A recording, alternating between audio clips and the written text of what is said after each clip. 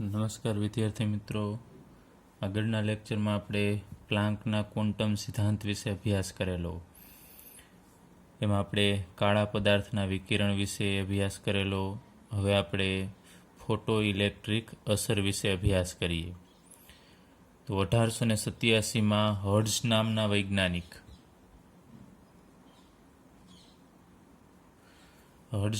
વૈજ્ઞાનિકે એક પ્રયોગ કરેલો ને એ પ્રયોગ અહીંયા આપણે સમજીએ તો અહીંયા એક આ કાચની ટ્યુબ છે, નળી છે કે જે શૂન્યાવકાશ કરેલી છે. એટલે અહીંયા આપણે લખીને અહીંયા દર્શાવી દઈએ કે અંદરનું જે ટ્યુબ છે એની અંદરનું વાતાવરણ છે એ શૂન્યાવકાશ છે. ટૂંકમાં અંદર કોઈ પણ પ્રકારની હવા હશે નહીં. તો આ શૂન્યાવકાશ ચેમ્બર દર્શાવે છે. એની અંદર અહીંયા બે આગળ ઉપર આપણે ભણી ગયા એનોડ કેથોડ હોય છે. એ જ રીતે અહીંયા એક આ રીતે એક પ્લેટ રાખેલી છે, પણ ત્યાં એક સંસૂચક જોડેલો છે. સંસૂચક એટલે એ સૂચવે કે આ બાજુથી જો કંઈ આવતું હશે તો એ અહીંયા અથડાય છે કે નહીં. એ સંસૂચક અહીંયા રાખેલું છે, જેને આપણે ઇંગ્લિશમાં ડિટેક્ટર કહીએ છીએ, કે જે અહીંયા કેટલી સંખ્યામાં અથડાય છે એ નક્કી કરે છે. ચલો, એ અહીંયા એમીટર મારફતે અહીંયા એક એમીટર છે જે પ્રવાહ બતાવશે આપણને કે કેટલો પ્રવાહ છે એ ઉત્પન્ન થાય છે. ત્યારબાદ એને અહીંયા બેટરી સાથે જોડેલું છે, અને આ બેટરીનો બીજો છેડો છે એ આ બાજુ અહીંયા આપણે ધાતુની સપાટી રાખેલી છે, એટલે કે ધાતુની પ્લેટ છે. તો બેટરીના ધન ભાગને આપણે અહીંયા સંસૂચક સાથે જોડેલું છે, એટલે આ સંસૂચક છે અત્યારે આપણે કહી શકાય એ એનોડ તરીકે વર્તશે, અને બેટરીનો ઋણ ધ્રુવ છે એ અહીંયા ધાતુની સપાટી સાથે, એટલે ધાતુ છે અથવા એની સપાટી છે એ અહીંયા કેથોડ તરીકે વર્તશે.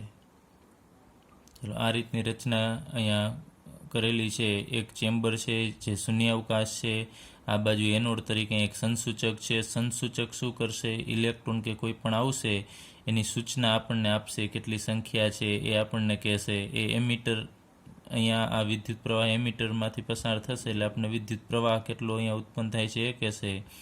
અને અહીંયાથી બેટરી દ્વારા ફરીથી આ રીતે આખું સાયકલ છે રોટેશન પામશે. તો એ હર્ટ્ઝ નામના વૈજ્ઞાનિક અહીંયા ધાતુની સપાટી લીધી, ને કઈ ધાતુ લઈ શકાય અહીંયા? તો અહીંયા પોટેશિયમ, રૂબિડિયમ, આરબી એટલે રૂબિડિયમ, અને સીએસ એટલે સીઝિયમ, આવી કોઈ પણ ધાતુ છે એ અહીંયા લઈ શકાય. ત્યારબાદ હવે એને શું કર્યું? આજે ગોઠવણી અહીંયા કરેલી છે. ત્યારબાદ એને અહીંયા પ્રકાશ છે એ કેથોડ ધાતુની સપાટી છે એના ઉપર પ્રકાશ આપાત કર્યો. તો અહીંયા આપણે દર્શાવી દઈએ, આ પ્રકાશ છે આપણે ફેંકીએ છીએ ધાતુની સપાટી ઉપર. તો હર્ટ્ઝ નામના વૈજ્ઞાનિકે અવલોકન કર્યું કે જ્યારે પ્રકાશ છે એ આ ધાતુની સપાટી ઉપર ફેંકવામાં આવે છે, આને પ્રકાશ અથવા પ્રકાશનું પુંજ પણ કહેવામાં આવે છે. બરાબર, આમાં શબ્દ વાપરે છે પ્રકાશનો પુંજ, એટલે કે પ્રકાશનું વિકિરણ. તો પ્રકાશનું પુંજ છે એ આના ઉપર ફેંકવામાં આવે છે ત્યારે ધાતુમાંથી ઇલેક્ટ્રોન ઉત્પન્ન થશે. આ ધાતુમાં જે ઇલેક્ટ્રોન રહેલા હશે, તમને ખબર છે ધાતુ છે તો એની પાસે ઇલેક્ટ્રોન તો હશે જ. આ ઇલેક્ટ્રોન છે ધાતુના એ આમાંથી નીકળે છે બહાર, અને ઇલેક્ટ્રોન અહીંયાથી નીકળી અને આ બાજુ જશે, કારણ કે ઇલેક્ટ્રોન છે એના ઉપર ઋણ વીજભાર છે, અને કઈ બાજુ જશે? તો એનોડ કે જેના ઉપર ધન વીજભાર હશે એ તરફ જશે. એટલે આમાંથી ઉત્પન્ન થયેલા ઇલેક્ટ્રોન છે એ એનોડ તરફ જાય છે. તો અહીંયા શું ઉત્પન્ન થાય છે ખાસ યાદ રાખજો, ઇલેક્ટ્રોન ઉત્પન્ન થાય છે. ફરીથી એક વખત, જ્યારે પ્રકાશના પુંજને ધાતુની સપાટી ઉપર ફેંકવામાં આવે છે, આપાત કરવામાં આવે છે, ત્યારે આમાંથી ઇલેક્ટ્રોન છે ઉત્સર્જિત થાય છે. તો આમાંથી ધાતુમાંથી ઇલેક્ટ્રોન ઉત્સર્જિત થવું એ ક્રિયાને આપણે ફોટો ઇલેક્ટ્રિક અસર કહેશું. એકદમ ઇઝી છે. ધાતુની સપાટી ઉપર જ્યારે પ્રકાશ ફેંકવામાં આવે ને એમાંથી ઇલેક્ટ્રોન ઉત્પન્ન થાય છે, એ ઘટનાને આપણે ફોટો ઇલેક્ટ્રિક અસર કહેશું. તો અહીંયા થોડી ગોઠવણી અહીંયા રાખેલી છે. એમાં સંસૂચક છે જે આપણને સૂચન આપશે કે અહીંયાથી ઇલેક્ટ્રોન ઉત્પન્ન થયા છે કે નથી થયા, અને કેટલા પ્રમાણમાં કેટલી સંખ્યામાં ઉત્પન્ન થયા છે એ આપણને માહિતી આ સંસૂચક આપે છે. ત્યારબાદ આ વિદ્યુત પ્રવાહ છે એમીટર મારફતે આમાંથી નીકળીને ફરીથી આ રીતે આમ સાયકલ ચાલુ રહેશે.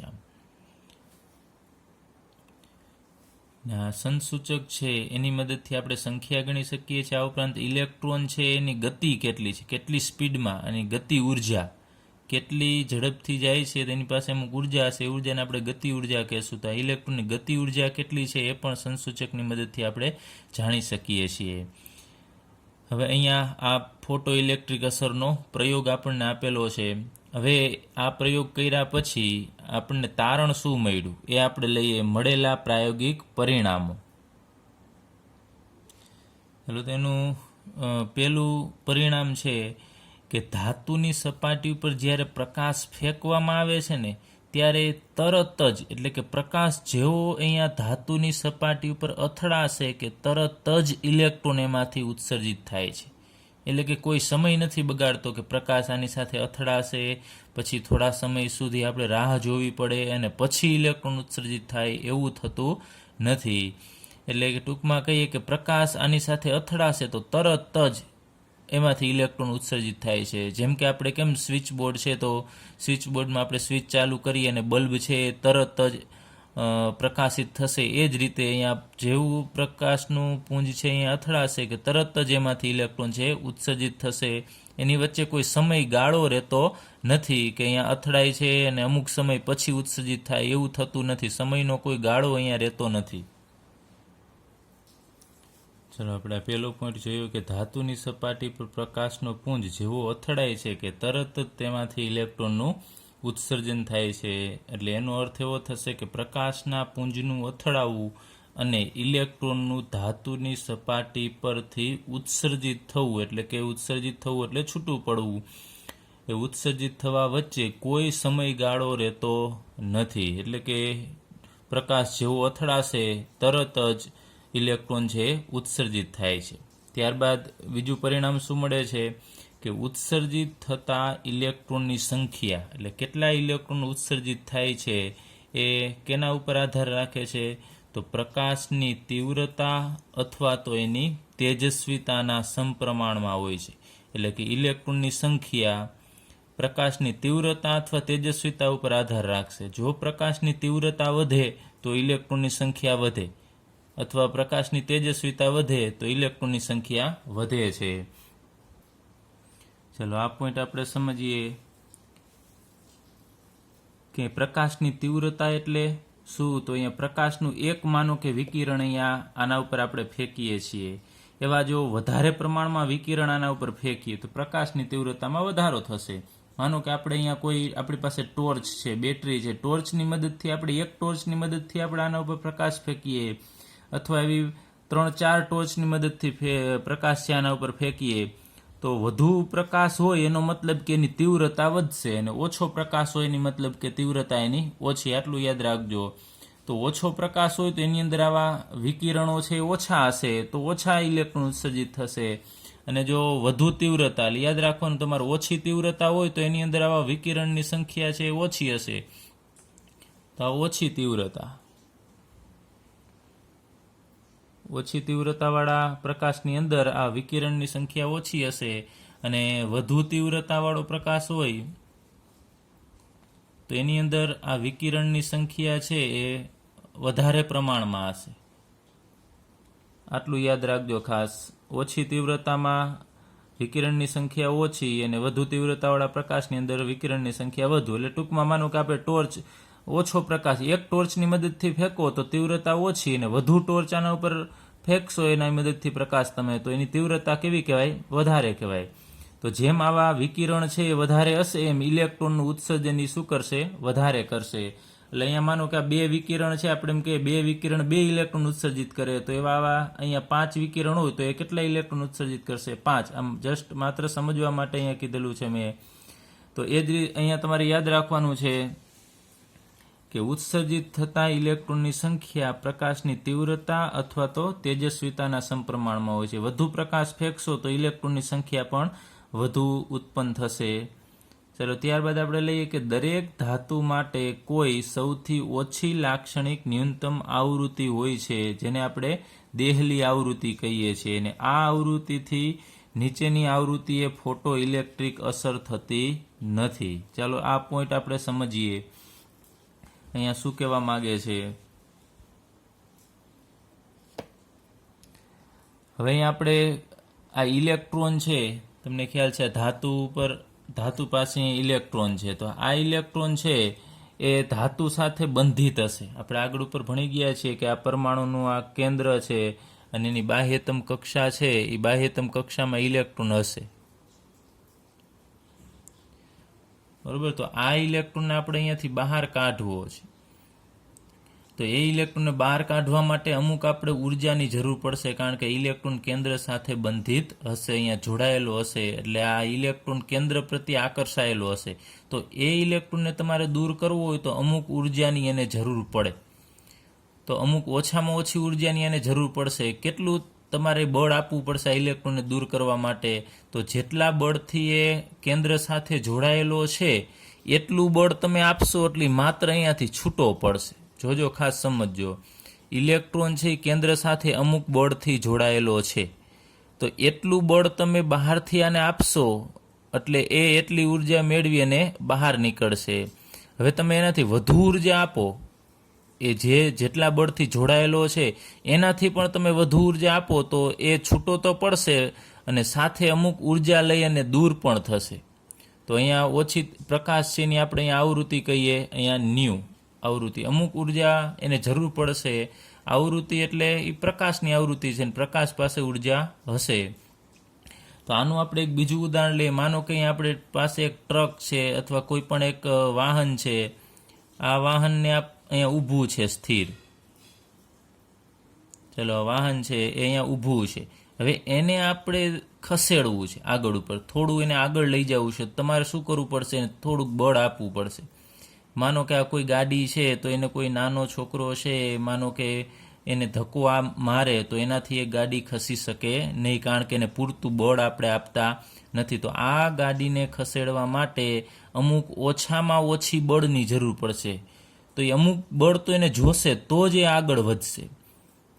એ જ રીતે અહીંયા ઇલેક્ટ્રોન છે એને બહાર કાઢવા માટે અમુક ઓછામાં ઓછી ઉર્જાવાળો પ્રકાશ છે જોશે, અને એ ઉર્જાવાળો પ્રકાશ છે ને આપણે અહીંયા આવૃત્તિથી દર્શાવીએ છીએ કે અમુક આવૃત્તિવાળો પ્રકાશ છે તેની પાસે ઉર્જા હશે.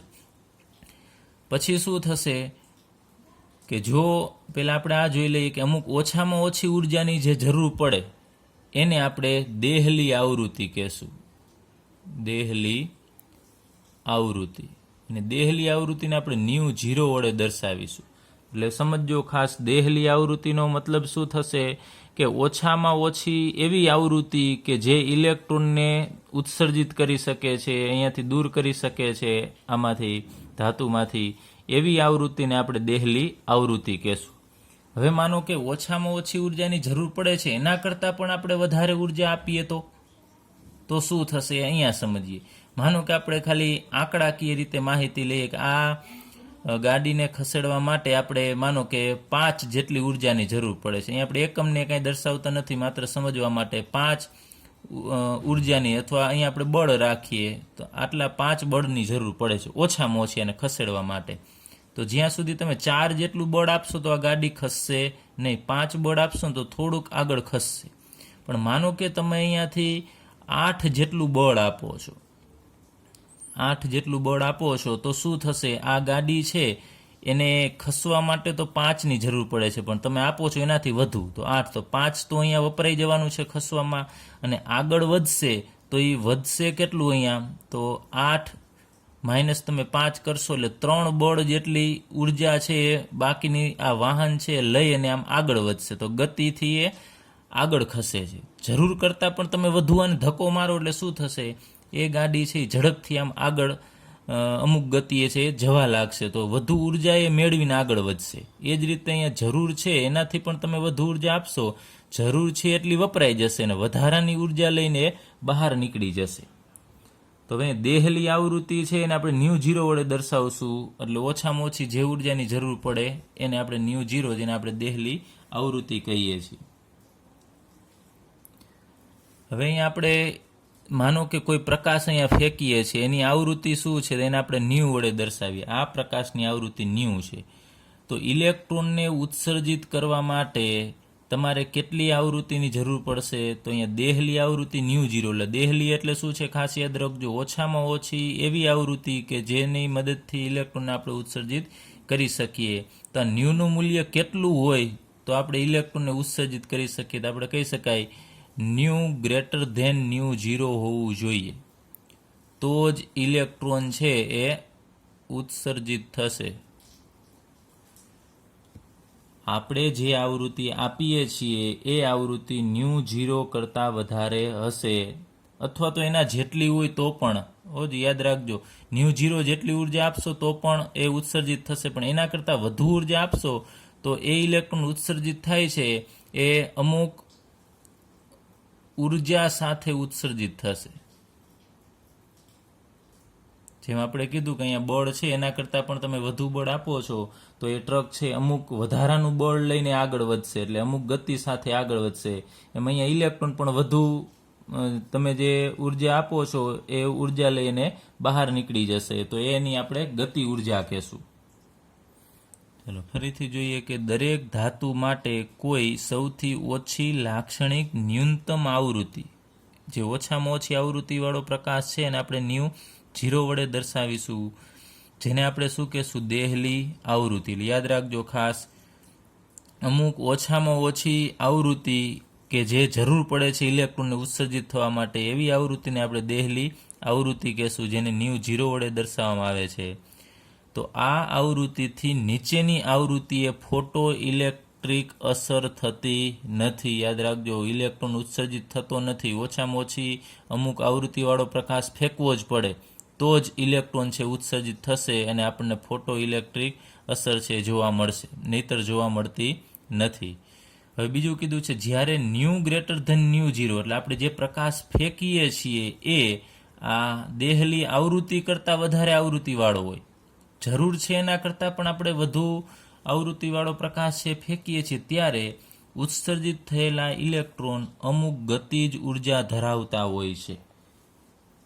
જો અહીંયા આપણે કહીએ કે આ ઇલેક્ટ્રોન છે અહીંયા છે, એને નીકળવા માટે ન્યૂ જેટલી ઉર્જાની જરૂર પડે છે, આવૃત્તિની જરૂર પડે છે.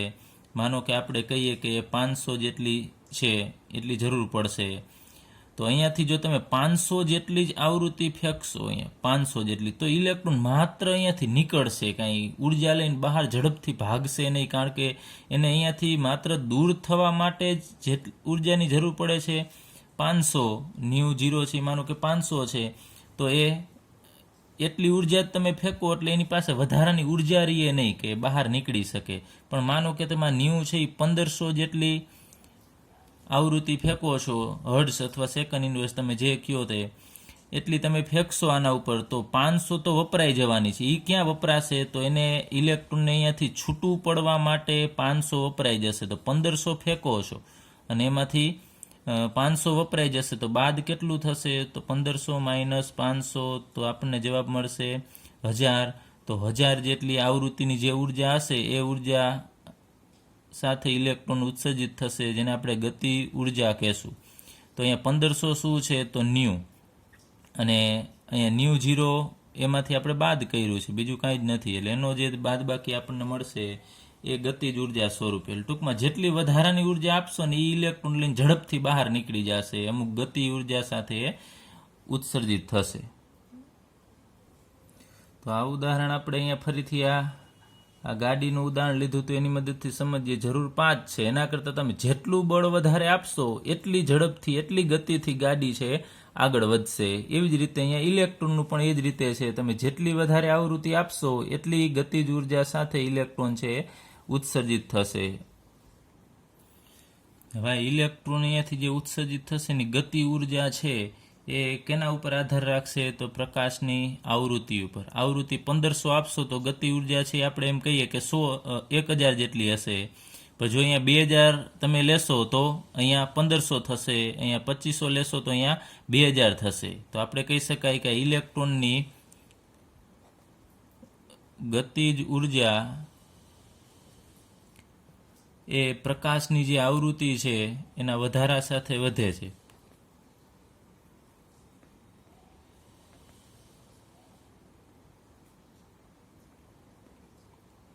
કારણ કે આપણે એક સૂત્ર ભણી ગયા છીએ, E = h ન્યૂ, એટલે ન્યૂ એટલે આવૃત્તિ. જો અહીંયા આવૃત્તિ વધશે તો એ પ્રકાશની ઉર્જા વધશે.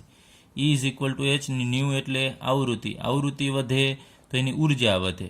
તો અહીંયા આપણે આવૃત્તિમાં વધારો થશે એટલે ટૂંકમાં પ્રકાશની ઉર્જામાં વધારો થશે. એ ઉર્જા વધે તો આ ઇલેક્ટ્રોનની ઉર્જા છે એ વધશે.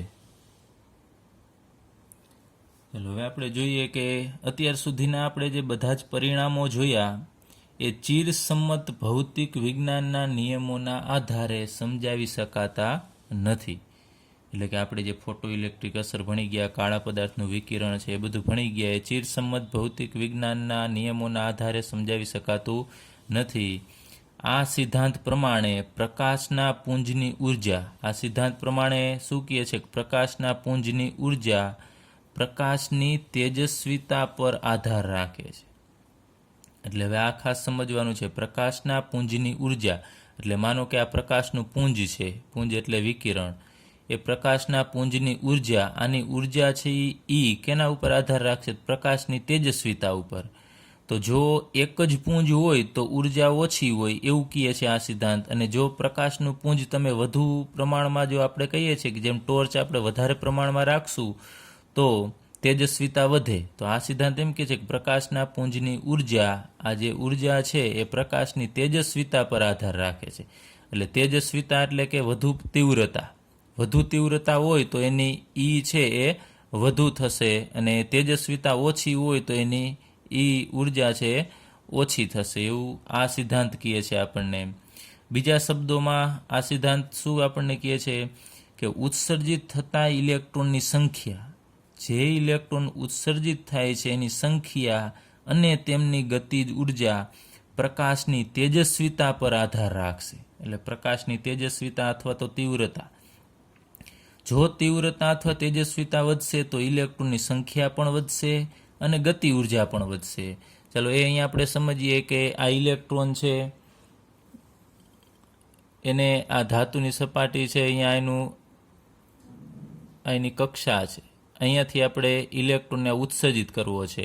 તો એમાં આપણને કહે છે કે તેજસ્વીતા ઓછી હોય તો માનો કે તમે એક જ પુંજ ફેંકો છો, તેજસ્વીતા ઓછી છે એટલે કે ઓછો લાઇટ. ટૂંકમાં નાની બેટરી છે, એક બેટરી તમે આપાત કરશો પ્રકાશ તો એની તીવ્રતા અથવા તો પુંજ એની તેજસ્વીતા ઓછી કહેવાય, ને વધુ ટોર્ચ છે એ ફેંકશો તો એની તેજસ્વીતા વધારે થશે.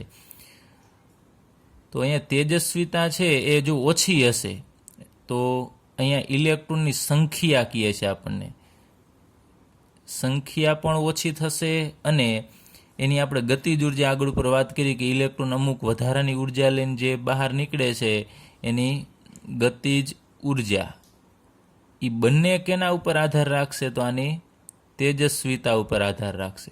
તો જો પ્રકાશની તેજસ્વીતા ઓછી હોય તો ઇલેક્ટ્રોનની સંખ્યા પણ ઓછી ઉત્પન્ન થશે અને એ ઇલેક્ટ્રોનની ગતિજ ઉર્જા પણ કેવી થશે? ઓછી થશે. અને જો તેજસ્વીતા વધારે તમે રાખશો, વધુ પ્રમાણમાં વિકિરણ છે આના ઉપર ફેંકશો તો ઇલેક્ટ્રોનની સંખ્યા પણ વધશે અને એની ગતિ ઉર્જા પણ વધશે. એવું આ સિદ્ધાંત આપણને કહે છે. પરંતુ આગળ ઉપર એવું નોંધવામાં આવ્યું કે ઉત્સર્જિત થતા ઇલેક્ટ્રોનની સંખ્યા પ્રકાશની તીવ્રતા પર આધાર રાખે છે. જોજો ખાસ, ઉત્સર્જિત થતા ઇલેક્ટ્રોનની સંખ્યા, એ સંખ્યા કેટલા ઇલેક્ટ્રોન છે ઉત્પન્ન થશે એની સંખ્યા પ્રકાશની તીવ્રતા પર આધાર રાખે છે, પણ ઉત્સર્જિત ઇલેક્ટ્રોનની ગતિજ ઉર્જા છે એ તેના પર આધાર રાખતી નથી.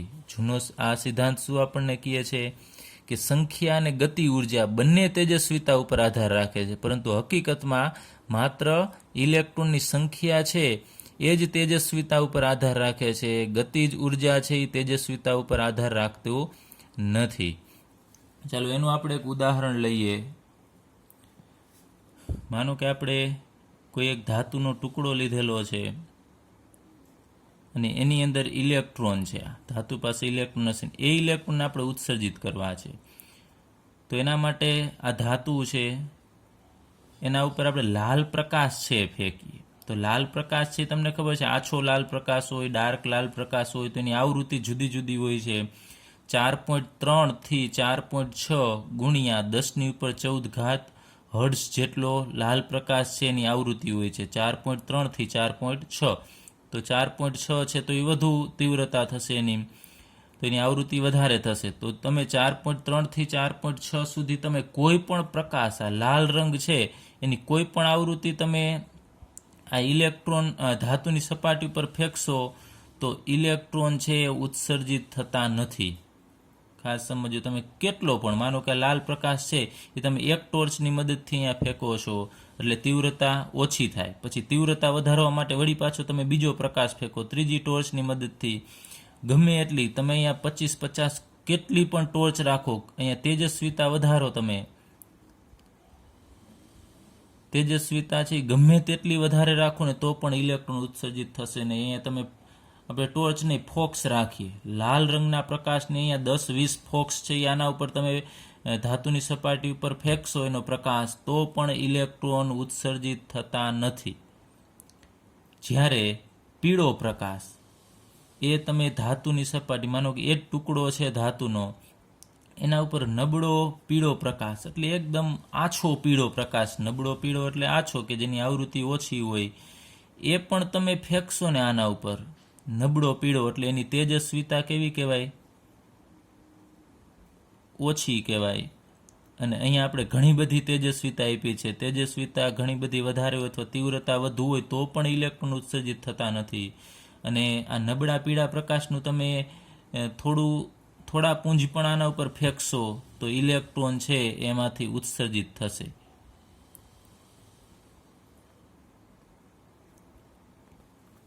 આવું કેમ? લાલ પ્રકાશ ગમે એટલો તમે વધારે પ્રમાણમાં ગમે એટલી ફોક્સ રાખી અને ધાતુ ઉપર ફેંકશો તો ઇલેક્ટ્રોન ઉત્સર્જિત થતો નથી. અને નબળો પીળો પ્રકાશ તમે નાની એવી પીળા પ્રકાશની ટોર્ચ લઈ અને ધાતુની સપાટી ઉપર પુંજ ફેંકશો તો તરત જ ઇલેક્ટ્રોન ઉત્સર્જિત થાય છે. તો એનું કારણ એવું છે કે અહીંયા આપણે વાત આગળ ઉપર કઈ રીતે કે ઇલેક્ટ્રોનને ઉત્સર્જિત થવા માટે અમુક ઓછામાં ઓછી ઉર્જાની જરૂર પડે છે અથવા ઓછામાં ઓછી આવૃત્તિવાળા પ્રકાશની જરૂર પડશે. તો આ ઇલેક્ટ્રોનને ઉત્સર્જિત થવા જે ઓછામાં ઓછી આવૃત્તિ એટલે ν0 જેને આપણે શું કહીએ છીએ? દેહલી આવૃત્તિ કહીએ છીએ. એ ઓછામાં ઓછી અમુક આવૃત્તિની જરૂર પડશે. એ દેહલી આવૃત્તિ કેટલી છે? તો એ 5.0 × 10⁻14 હર્ટ્ઝ જેટલી છે. અહીં એક જો આ ધાતુ છે પોટેશિયમ ધાતુ લેવાની છે, કેમ કે ધાતુ બદલે ને તો આ દેહલી આવૃત્તિનું મૂલ્ય છે પણ બદલશે. તો આ પણ પોટેશિયમ ધાતુ છે. પોટેશિયમ ધાતુના ટુકડા ઉપર આપણે આ પ્રયોગ કરેલો છે.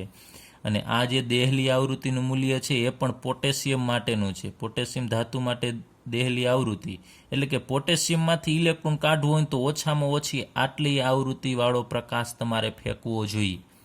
તો તમે જુઓ છો લાલ પ્રકાશ છે એની રેન્જ તો 4.3 થી 4.6 જ છે, જ્યારે ઉત્સર્જિત થવા માટે એનાથી વધુ આવૃત્તિવાળા પ્રકાશની જરૂર પડશે. તો તમે ગમે એટલી, હવે જો અહીંયા તમે જોજો એક વિકિરણ છે એની આવૃત્તિ આટલી હશે 4.3 થી 4.6 × 10⁻14 એવી રીતે દરેકની એટલી હશે. પણ કોઈ પણ બધી આવૃત્તિની તમે કોઈ પણ પ્રકાશ છે ની બધી આવૃત્તિ તમે જોશો તો સરખી જ હશે, પરંતુ એ 5 કરતાં વધુ મૂલ્ય છે એ આનું છે નહીં. એટલે લાલ પ્રકાશ છે એ આ ઇલેક્ટ્રોનને ઉત્સર્જિત કરી શકતો નથી. જ્યારે તમે નબળો પીળો પ્રકાશ, તો પીળા પ્રકાશ છે એની આવૃત્તિ 5.1 થી ચાલુ થાય છે, 5.1 થી 5.2. તો એ મૂલ્ય જો આના કરતાં વધારે છે. ઓછામાં ઓછી જે ઉર્જાની જરૂર પડે છે અથવા આવૃત્તિની જરૂર પડે છે એ આવૃત્તિ કરતાં પણ પીળા પ્રકાશની આવૃત્તિ વધારે છે, એટલે ઇલેક્ટ્રોન સરળતાથી ઉત્સર્જિત થશે. એક આપણે આ સમજીએ કે ઉત્સર્જિત થતા ઇલેક્ટ્રોનની સંખ્યા પ્રકાશની તીવ્રતા પર આધાર રાખે છે. તીવ્રતા એટલે તમે અહીંયા એક પુંજ છે એ ફેંકો છો, ત્યારબાદ વળી પાછી બીજી ટોર્ચ કરો છો અહીંયા, તો વળી પાછો એનો બીજા ઇલેક્ટ્રોન છે એ પણ ઉત્સર્જિત થશે. વળી પાછું તમે અહીંયા ત્રીજું પુંજ છે એ ફેંકશો તો ઇલેક્ટ્રોનની સંખ્યા, ઉત્સર્જિત થતા ઇલેક્ટ્રોનની સંખ્યા છે એ વધતી જશે. જેમ વધુ પ્રમાણમાં પ્રકાશ ફેંકશો એમ ઇલેક્ટ્રોનની સંખ્યા વધશે, પણ ઓછામાં ઓછી અમુક આવૃત્તિ તો એની હોવી જોઈએ. હવે આપણે લઈએ કે અમુક ગતિ ઉર્જા છે એ આધાર કેમ નથી રાખતી? કારણ કે માનો કે આપણે અહીંયા લઈએ 5.1 જેટલું આપણે ફેંકીએ છીએ આના ઉપર પુંજ, અને જરૂર કેટલી પડે છે 5ની, તો અહીંયા 5 જેટલી તો વપરાઈ જવાની છે, 5.0ની જરૂર છે, અને 5.1 ફેંકો છો એટલે 0.1 × 10⁻14 છે એટલી આવૃત્તિ છે એની ઉર્જા લઈ અને ઇલેક્ટ્રોન છે અહીંયાથી ઉત્સર્જિત થશે. તો તમે ગમે એટલો પ્રકાશ ફેંકશો તો દરેક પુંજ પાસે તો 5.1 જ હશે. તો ઉત્સર્જિત થતા ઇલેક્ટ્રોન પાસે 0.1 × 10⁻14 છે એટલી આવૃત્તિ, એટલે અથવા એને તમે ઉર્જામાં કન્વર્ટ કરી શકો E = hν ની મદદથી, એટલી ઉર્જા સાથે ઉત્સર્જિત થશે. તો તમે ગમે એટલી મોટી ફોક્સ રાખશો તો પણ ઉત્સર્જિત થતા ઇલેક્ટ્રોન છે એની ઉર્જા તો એટલી જ રહેશે, એ વધવાની નથી. પણ એક ચોક્કસ છે કે તેજસ્વીતા વધશે, તીવ્રતા વધે તો ઇલેક્ટ્રોન વધે. તીવ્રતા એટલે ફરીથી એક વખત તીવ્રતાનો અર્થ થશે વધારે પ્રમાણમાં આવા વિકિરણ છે એ ફેંકો તો તેજસ્વીતા વધે, તો ઇલેક્ટ્રોન પણ વધશે. ચાલો હવે જોઈએ કે આ ફોટો ઇલેક્ટ્રિક અસર છે કઈ રીતે થાય છે. એ 1905માં આઇન્સ્ટાઈન નામના વૈજ્ઞાનિક છે અને પ્લાન્કના વિદ્યુત ચુંબકીય વિકિરણનો સિદ્ધાંત એનો ઉપયોગ કરી અને ફોટો ઇલેક્ટ્રિક અસર છે સમજાવી શક્યા હતા. એટલે ફોટો ઇલેક્ટ્રિક અસર કઈ રીતે ઇલેક્ટ્રોન ઉત્સર્જિત થાય છે એ કેના આધારે ને સમજૂતી આપી, તો પ્લાન્કના વિદ્યુત ચુંબકીય વિકિરણનો સિદ્ધાંત જે આપણે આગળ ઉપર ભણી ગયા એના આધારે ને સમજૂતી આપેલી. હવે આપણે આગળ ઉપર અભ્યાસ કર્યો કે આ ધાતુનો ટુકડો છે, એના ઉપર પ્રકાશનું પુંજ આપણે જે ફેંકીએ છીએ, પ્રકાશનું પુંજ એના વડે આપણે નિશાનગત કરીએ છીએ. એવો શબ્દ આપણને ટેક્સ્ટબુકમાં આપેલો છે, નિશાનગત એટલે એના ઉપર ફેંકવું, આપાત કરવું. તો પ્રકાશનું પુંજ એને આપણે ધાતુની સપાટી ઉપર નિશાનગત કરીએ છીએ એને આપણે ફોટોન કહેશું. એટલે ટૂંકમાં આપણે જે પ્રકાશનું પુંજ શબ્દ વાપરીએ છીએ એની જગ્યાએ આપણે ફોટોન શબ્દનો ઉપયોગ કરીશું. અથવા તો ફોટોન શું છે તો પ્રકાશનું પુંજ અથવા પ્રકાશનું જે વિકિરણ છે એ વિકિરણને આપણે શું કહેશું? ફોટોન. યાદ રાખજો ખાસ, હવે આપણે શબ્દ વધુ પ્રમાણમાં ફોટોનનો જ ઉપયોગ કરીશું. તો પ્રકાશનું પુંજ અથવા જે પ્રકાશનું વિકિરણ છે એને આપણે ફોટોન કહીએ છીએ. તો હવે આપણે કહી શકાય કે ધાતુની સપાટી પર ફોટોન આપાત કર્યા, એટલે કે પ્રકાશનું પુંજ અથવા તો પ્રકાશનું વિકિરણ આપાત કરીએ છીએ. તો આગળ ઉપર આપણે ભણ્યા કે પ્રકાશનું પુંજ આના ઉપર જેવું આપાત કરશો તો ઇલેક્ટ્રોન, ધાતુના અંદર રહેલા ઇલેક્ટ્રોન એ તરત જ ઉત્સર્જિત થાય છે, જો યોગ્ય આવૃત્તિ હોય તો, અને કોઈ સમય બગાડતા નથી. એટલે ફોટોન જેવા ધાતુની સપાટી ઉપર અહીંયા અથડાશે કે તરત જ ઇલેક્ટ્રોન છે એ ઉત્સર્જિત થઈ અને બહાર નીકળી જશે. એવો આપણે આગળ ઉપર અભ્યાસ કર્યો. હવે જેમ અહીંયા ફોટોન પાસે ઉર્જા વધુ હોય એમ ઇલેક્ટ્રોનની ઉર્જા છે વધશે. એ આપણે ખાસ સમજવાનું છે. એ ફરીથી અહીંયા સમજીએ. આ ધાતુનો ટુકડો છે અને અહીંયા એક ઇલેક્ટ્રોન ન હોય, ઘણા બધા ઇલેક્ટ્રોન, યાદ આપણે ખાલી સમજૂતી માટે અહીંયા એક ઇલેક્ટ્રોન દર્શાવીએ છીએ. હવે જ્યારે અહીંયા આપણે આના ઉપર ફોટોન ફેંકીએ છીએ, ફોટોન, તો જો એની પાસે અમુક આવૃત્તિ હશે તો જ એ ઇલેક્ટ્રોન ઉત્સર્જિત થશે. તો ઉત્સર્જિત થવા માટે, આ ઇલેક્ટ્રોનને ઉત્સર્જિત થવા માટે ઓછામાં ઓછી જે આવૃત્તિની જરૂર પડે ને આપણે શું કહીએ છીએ? દેહલી આવૃત્તિ કહીએ છીએ. અને દેહલી આવૃત્તિને આપણે ν0 વડે દર્શાવીએ છીએ. તો અહીંયા જે ફોટોન છે એની આવૃત્તિ ઉપરથી આપણે ઉર્જા મેળવવાનું સૂત્ર ભણી ગયા છે, E = h ν ભણી ગયા છે. જો અહીંયા ν ની જગ્યાએ આપણે ν0 મૂકીએ એટલે કે દેહલી આવૃત્તિની ઉર્જા કેટલી હોય તો એ E0 જેટલી થશે. એટલે બીજું કાંઈ જ નથી હો, ઓછામાં ઓછી જે આવૃત્તિની જરૂર પડે એને આપણે ν0 કહીએ છીએ. ν0 વાળા પ્રકાશની ઉર્જાને આપણે E0 વડે દર્શાવીએ છીએ. અને આ E0 છે બરાબર આપણે શું લખ્યું? hν. એને કાર્ય વિધેય કહેવામાં આવે છે. આને આપણે શું કહેશું? કાર્ય વિધેય. તો કાર્ય વિધેયને પાછું W0 વડે દર્શાવવામાં આવે છે. તો આપણે કહી શકાય W0 શું છે? તો W0 બરાબર જ hν0, અને hν0 એટલે કે E0. એટલે કાર્ય વિધેય એટલે બીજું કાંઈ નહીં, ઉર્જા જ છે, દેહલી ઉર્જા કહી શકાય આપણે. અહીંયા જેમ દેહલી આવૃત્તિ એવી રીતે ઓછામાં ઇલેક્ટ્રોનને ઉત્સર્જિત કરવા જે ઓછામાં ઓછી ઉર્જાની જરૂર પડે એ ઉર્જાને આપણે કાર્ય વિધેય કહેશું. W0 બરાબર hν0, અને એનું મૂલ્ય જે છે ને આપણે E0 કહી શકાય. એટલે આ એક સૂત્ર પણ યાદ રાખજો, W0 બરાબર hν0 થશે. હવે આપણે લઈએ કે ફોટોન પાસે અમુક ઉર્જાની જરૂર પડશે. અહીંયા આપણે ખાલી એક તમને નોર્મલી સમજાવું કે કેટલી ઉર્જાની જરૂર પડે છે. માનો કે આ ઇલેક્ટ્રોન છે એને દેહલી આવૃત્તિ એની કેટલી છે, તો એની ઉર્જા કેટલી થશે. માનો કે આપણે કહીએ આગળ ઉપર વાત કરીએ એમ 500 જેટલી જરૂર પડે છે એને. ચલો આપણે એકમ લઈએ, નેનોમીટર લઈ શકાય કે 500 નેનોમીટર તરંગ લંબાઈ ધરાવતું જો વિકિરણ આના ઉપર ફેંકવામાં આવે ને તો જ ઇલેક્ટ્રોન ઉત્સર્જિત થશે. એટલે કે 500 નેનોમીટર વાળી ઉર્જા જેટલું તો આ અહીંયાને વપરાઈ જશે અહીંયાથી છૂટું પડવા માટે. તો અહીંયા આપણે ઓછામાં ઓછી 500 નેનોમીટર તો અહીંયા ફેંકવું જ પડે તો જ ઇલેક્ટ્રોન છે ઉત્સર્જિત થશે.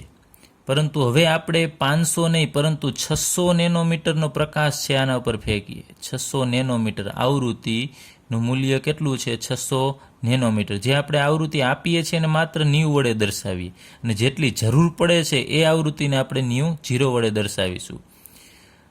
તો અહીંયા 600 નેનોમીટર છે એમાંથી 500 તો અહીંયા વપરાઈ જવાની છે. તો વધારાની ઉર્જા છે એને કેટલી મળશે એ આપણે મેળવવું હોય તો આ છે જે ફોટોન છે એની ઉર્જા આપણે મેળવવી તો એનું સૂત્ર પણ આપણે બનાવી શકીએ, E=h². તો આ આવૃત્તિ ધરાવતો પ્રકાશ છે એની ઉર્જા કેટલી થશે? તો h² જેટલી. એટલે h²નો ગુણાકારી ઉર્જા સૂચવે છે અને આ h²0 એટલે શું સૂચવે છે? કે એટલી ઉર્જાની જરૂર. હવે h² એટલે ઉર્જા જ થશે એવું જરૂરી નથી કે અહીંયા E વડે જ દર્શાવવું. આ h² ઉર્જા થઈ કેમ કે એ બંનેનો ગુણાકારી ઉર્જા જ છે. તો h²0 છે એ અહીંયા દેહલી આવૃત્તિ ઉપરથી મળેલી ઉર્જા છે અથવા એને કાર્ય વિધેય આપણે કહીએ છીએ. તો અહીંયા 600 નેનોમીટર છે એમાંથી 500 તો અહીંયા વપરાઈ જવાનું છે. તો અહીંયા બાકી કેટલું વધવાનું છે તમને ખબર છે? 100 જેટલું છે બાકી વધશે. તો આપણે બીજી રીતે અહીંયા કહી શકાય કે અહીંયા વધારાની આવૃત્તિવાળો પ્રકાશ કેટલો ઉત્પન્ન થશે? તો અહીંયા 600માંથી આપણે 500 બાદ કરવું પડશે. તો અહીંયા લખી શકાય 600 - 500. તો 500 તો વપરાઈ જશે. તો અહીંયાથી જે ઇલેક્ટ્રોન ઉત્સર્જિત થશે એની પાસે ઉર્જા કેટલી વધશે? અહીંયા એ આપણે મેળવવું છે 600માંથી 500. તો 600 એટલે શું છે? આપણે જે પ્રકાશ ફેંકીએ છીએ એ એટલે અને 500 શું છે કે જેટલી જરૂર પડે છે એ 0. તો -0 આવું થશે. તો આપણને કાંઈક અહીંયા આવૃત્તિ મળશે. પરંતુ આપણે એ આવૃત્તિને આપણે ઉર્જામાં કન્વર્ટ કરીએ તો એ આવૃત્તિની ઉર્જા શું થશે? h² જેટલી થશે. તો આપણે અહીં લખીએ h² અને એમાંથી તમારે આ દેહલી ઉર્જા બાદ કરવાની h². એટલે આપણને ઉર્જા મળશે. h² એટલે આ જેટલી ઉર્જા આપીએ છીએ આ ફોટોનની એ અને h² એટલે જેટલી આપીએ છીએ અને h²0 એટલે જેટલી જરૂર પડે છે. હવે એનો બે જે ડિફરન્સ વધશે એ ઇલેક્ટ્રોન છે એ ઉર્જા લઈને નીકળી જવાનો છે. તો અહીંયા જે આપણને ઉર્જા મળશે એને આપણે ગતિજ ઉર્જા કહેશું, જેને આપણે 1/2 mv² વડે દર્શાવીએ છીએ. તો 1/2 mv² શું છે? એ ગતિજ ઉર્જા છે. હવે ફરીથી એક વખત આ આપણે ઉર્જા આપીએ છીએ એમાંથી જરૂર છે એટલી વપરાઈ જાય તો વધશે કેટલી? તો અહીંયા 100 જેટલી વધશે આપણે એમ કહીએ. તો પણ એને તમારે કન્વર્ટ કરવી પડે ઉર્જામાં. તો આવૃત્તિ છે એટલે 100 જેટલી ઉર્જા અહીંયા વધશે. આપણે એવું કહીએ ખાલી સામાન્ય રીતે, આવૃત્તિને ધ્યાનમાં ન લઈએ તો કહીએ આ 500 ઉર્જા આપીએ છીએ 600 ઉર્જા આપીએ છીએ, 500 જેટલી ઉર્જા છે વપરાય છે તો 100 જેટલી ઉર્જા એ ઇલેક્ટ્રોન લઈ અને નીકળી જશે. તો ઇલેક્ટ્રોનની ગતિ ઉર્જા કેના ઉપર આધાર રાખશે? તો અહીંયા તમે 600 છે એની જગ્યાએ તમે 700 લેશો તો શું થશે? અહીંયા 700 લેશો તો અહીંયા વધુ પ્રમાણમાં ઉર્જા છે એ વધશે, કારણ કે 700માંથી વપરાવાની છે એ તો ફાઇનલ છે, 500 જેટલી વપરાવાની છે તો 200 નેનોમીટર જેટલી ઉર્જા છે એ વધશે. એ આપણે આવૃત્તિના સંદર્ભમાં કહીએ છીએ. પરંતુ અત્યારે તમે એકમને કાંઈ ધ્યાનમાં લેશો નહીં. અહીંયા આપણે 700 જેટલી ઉર્જા અહીંયા 500 જેટલી વપરાય છે તો 200 જેટલી અહીંયા ઉત્પન્ન થાય. એટલે અહીંયા તમે જેટલી વધારે આપશો ને એટલી ઇલેક્ટ્રોનની ગતિ ઉર્જા હશે. તો ટૂંકમાં ગતિ ઉર્જા મેળવવા માટે શું કરવું પડશે? શરૂઆતની ઉર્જામાંથી જેટલી ઉર્જાની જરૂર પડે છે એ ઉર્જા બાદ કરો ને જે મળે એ ગતિજ ઉર્જા થશે. હવે બીજું આપણે સૂત્ર બનાવીએ h² બરાબર આ h²0 ને આપણે આ બાજુ આવવા દઈએ તો એ પ્લસ થશે h²0 અને અહીંયા 1/2 mv² તો છે જ.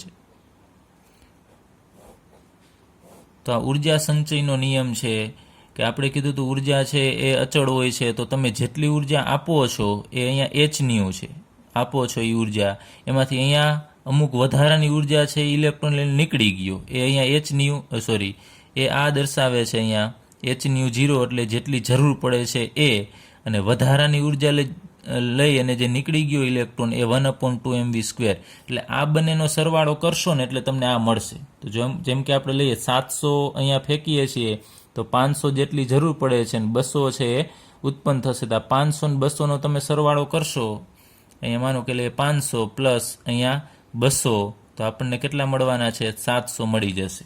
એટલે ઉર્જા સંચયનો નિયમ થશે કે ઉર્જા છે એ અમુક ટોટલ એનો સરવાળો છે એ સરખો રહે. હવે એમ શું છે? તો એમ ઇલેક્ટ્રોનનું દળ છે. પછી વી શું છે? તો ઉત્સર્જિત ઇલેક્ટ્રોનનો વેગ છે. અહીંયા ઇલેક્ટ્રોન જે ઝડપથી ઉત્પન્ન થાય છે, ઇલેક્ટ્રોનનો વેગ છે એને આપણે વી વડે દર્શાવીએ છીએ. તો આ સૂત્ર યાદ રાખજો, આગળ ઉપર આપણે દાખલામાં કામ આવશે. ચાલો બીજું આપણે આગળ ઉપર પણ અભ્યાસ કર્યો ને અહીંયા લઈએ કે પ્રકાશની ઓછી તીવ્રતા હોય એટલે માનો કે એક જ પુંજ તમે ફેંકો છો તો માનો કે એક જ ઇલેક્ટ્રોન ઉત્સર્જિત થાય છે. પછી જેમ તમે પ્રકાશની તીવ્રતા વધારે પ્રમાણમાં ફોટોન છે એ ફેંકશો તો ઇલેક્ટ્રોનની સંખ્યા પણ વધતી જશે.